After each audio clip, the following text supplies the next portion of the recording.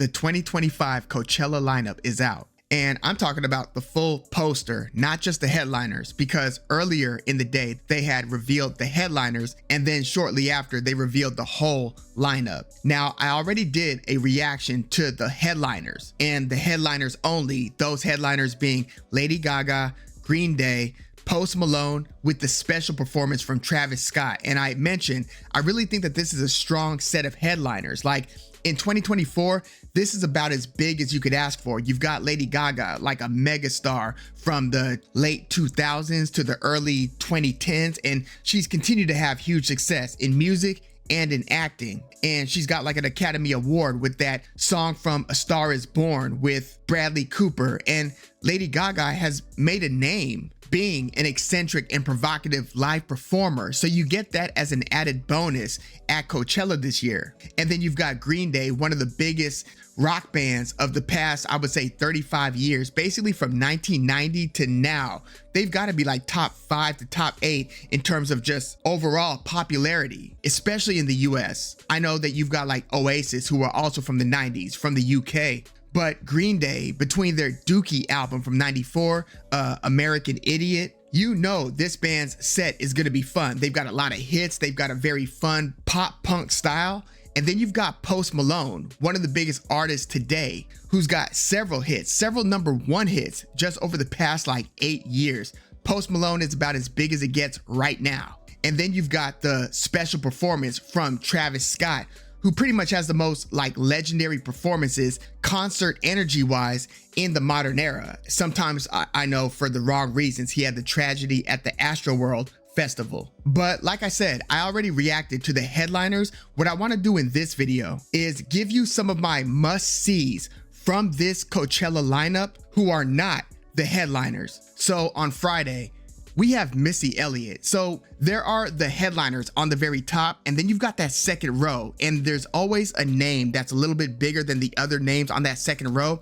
This year, those names are Missy Elliott on Friday, Charli XCX on Saturday, and Megan Thee Stallion on Sunday. Again, I can't hate on this lineup. You know, you've got really good and high magnitude headliners. You've got excellent second acts, right? And then you've got the Travis Scott special performance. But yeah, that second name on Friday, Missy Elliott, I look at that as being a must-see. She's in the Songwriters Hall of Fame. Missy Elliott, she's a rare performer these days. I mean, she was on fire in the late 90s through the early to mid 2000s and has been very under the radar since that. So for the past like couple decades, she really hasn't done a whole lot in the limelight. So yeah, this is a rare chance to catch Missy Elliott on Friday. And on Friday, you also have FKA Twigs. I think that, you know, her style of art pop, I wouldn't put it as a must-see, but I would like to see it because she's got very artistic elements to her live performance. I'd be curious. And then you've got Mustard, or DJ Mustard. He's the one who produced Not Like Us, as well as countless other hits. He produced a lot of YG's early hits. So I would want to catch his show because one, he's almost guaranteed to play Not Like Us. And also, I think that there's a high chance that he's going to have a lot of surprise guests. I think that maybe we get YG, maybe lesser chance, but maybe we get Kendrick Lamar coming out. I don't know.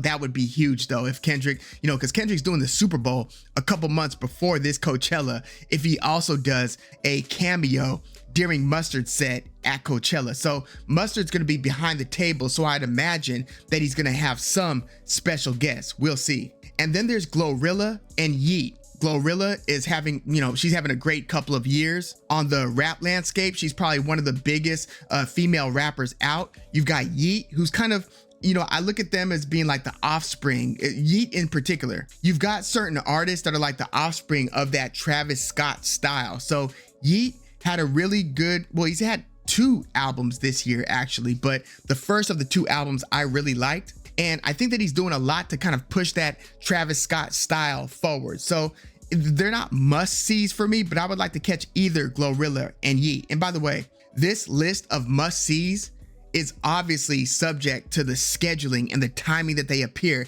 Chances are there are going to be some conflicting, you know, issues where some of these artists are going to be performing at the same time. So tough decisions would have to be made. So that's one thing to consider. But moving along with this list, Mike Snow is going to be performing on Friday. Is Mike Snow back?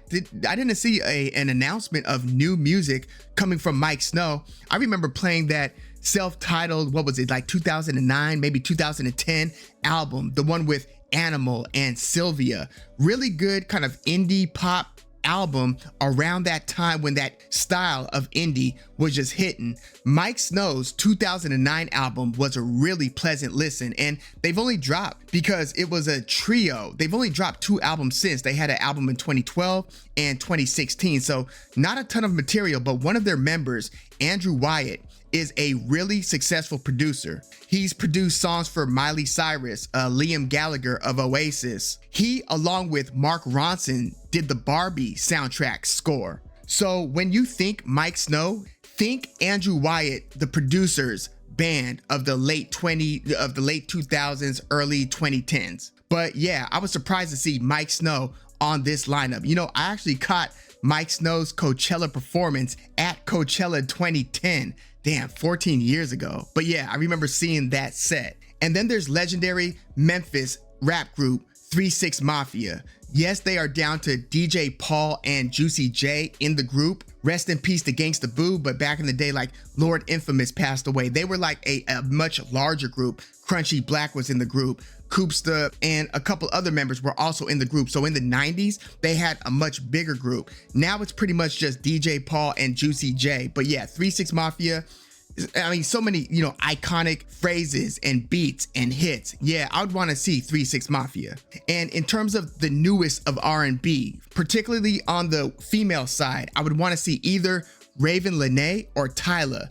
I personally prefer Raven Lenae's music over Tyla, but they're both having big years, especially Tyla, but I'd want to see at least one of them two. And then the dreamy indie band Tops, T-O-P-S, I would want to see them. And then on Saturday, Charli XCX, she's having the huge year. It was a brat summer. She's up for all the major Grammy awards, except for Best New Artist, obviously. But Charli XCX, who's been making really good pop music for several albums now, is basically getting her biggest shine with that Brat album this year. So to me, this is a must-see performance. And then you've got the legendary punk band Misfits. That's Glenn Danzig's band of the like early, you know, throughout the 80s. And I think they actually were founded in the late 70s. But the Misfits, if you want to see a legendary punk band, I would check them out. Then you've got Clyro.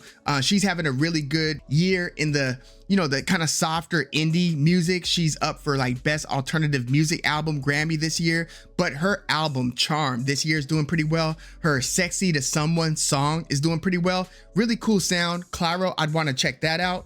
T-Pain, he used to be known as just being like the auto-tune guy, and he was on a bunch of huge choruses. T-Pain was like on fire for a few years. And then he just kind of dwindled in popularity. I mean, Jay-Z kind of called out his style on his Blueprint 3 album. So T-Pain hasn't really fully recuperated to where his music is doing as well in the past 10 or so years as it was before. But what he has done is grown his reputation as a legitimate good singer. Like he's got a covers album where he's singing like Tennessee Whiskey and A Change Is Gonna Come. T-Pain, again, who used to have that auto-tuner reputation, is a bona fide singer, and he's done a lot to kind of prove that over the past few years. Like on The Masked Singer, he won the whole season. So yeah, T-Pain, he's gonna be performing, and he's a pretty damn good performer. And again, his hits, super catchy. Think about like I Want to Buy You a Drink. That's one of my favorite from him. But yeah, T-Pain, want to catch that. Japanese Breakfast, another one of those softer indie style artists. She's got a couple really good albums, especially the last one got a lot of buzz. Her being on this lineup makes me think that she's got an album on the way. And then you've got Beth Gibbons of Portishead, who just dropped her solo album earlier this year. Portishead, the iconic trip hop band of the 90s and 2000s. Beth Gibbons, I'd want to check her out. Viagra Boys, this is like a punk, post-punk, pop punk style band. One of the funnest to listen to in the genre. This performance is going to be absolutely wild. Viagra Boys, listen to their songs. I would, you know, start with a song like Ain't Nice. Listen to their albums. They've got a couple really good and fun ones to listen to.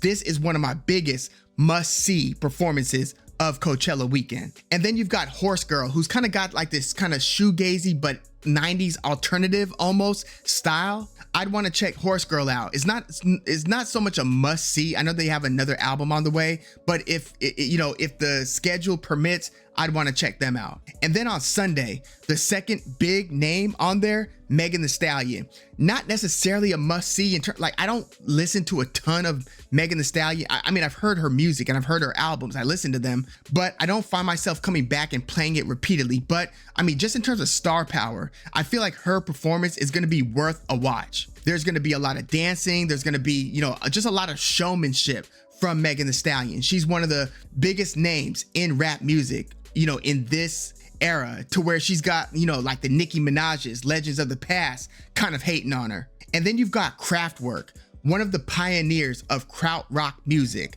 Think about the songs Pocket Calculator or Trans Europe Express or Ohm Sweet Ohm. Like, they are kind of some of the vanguards of electronic music. And some of that genre is something that I'm really into. I like a lot of like krautrock bands like Neu, that's N-E-U exclamation points. But yeah, Kraftwerk is an iconic electronic krautrock band. So yeah, I would definitely want to check them out. We've got Still Woozy and Shaboozey. I just had to say those two names together, just because of the rhyme. But Still Woozy, it's an indie band that's been getting a lot of buzz, but it still hasn't resonated with me.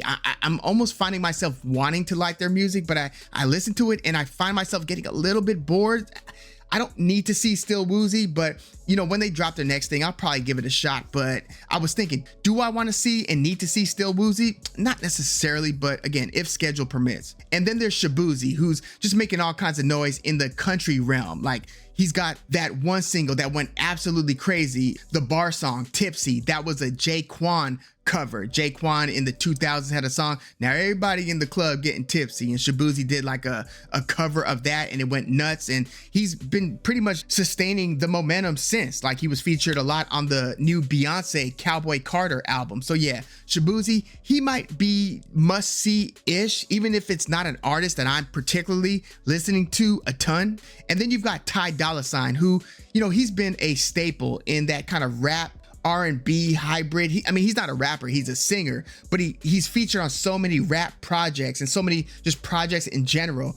I feel like his set is going to feature a lot of guests. So for that reason, mostly, he's a pretty good artist and he's released a ton of music, but I wouldn't be surprised if there are some significant guests coming out and showing love for the LA native Ty Dolla $ign. And then you've got Amyl and the Sniffers. This, along with Viagra Boys, might be the other funnest performance of the entire weekend. Like, their energy is just relentless, crazy.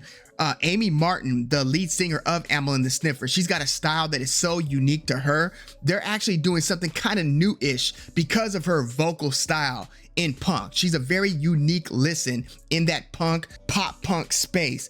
Listen to her last two albums. Listen to Amyl and the Sniffers' last two albums and you'll see what I'm talking about. But this, along with Viagra Boys, is one of my biggest must-sees of the weekend. And then there's Amaarae, who's a kind of a colorful sounding pop artist, very glitchy, very kind of indie, almost hyper pop because of how they modulate her high pitched voice. But the production, the melodies, sometimes it's very addicting. Listen to her album Fountain Baby from 2023, just last year, and you'll see what I'm talking about. But Amaarae, she's a very interesting and melodic sounding new artist that's on the rise. So yeah, I'd want to check her out. And then Big X the Plug, he's one of the most promising up and coming rappers in the space. If you haven't heard of him, you'll probably hear of him in the next year or so. He just dropped a really good album this year called Take Care. He had a good album last year called The Biggest and another one called Amar, but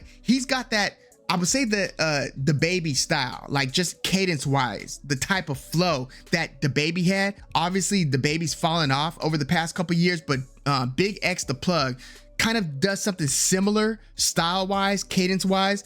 But his lyrics, his themes, just his persona, he's a very like just big dude, like almost like Biggie Smalls big. So he's got that like Rick Ross kind of imposing presence vocally on a track. But yeah, give Big X the Plug. He's from Dallas, Texas.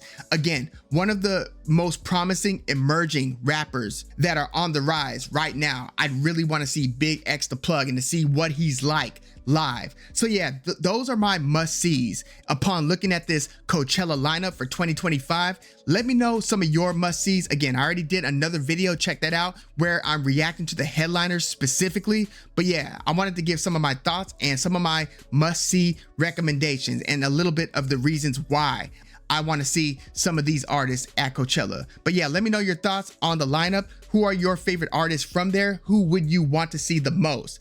Let me know what you think in the comments. Like the video, subscribe to the channel if you love music like I do. I'm Woog. Thanks for tuning in.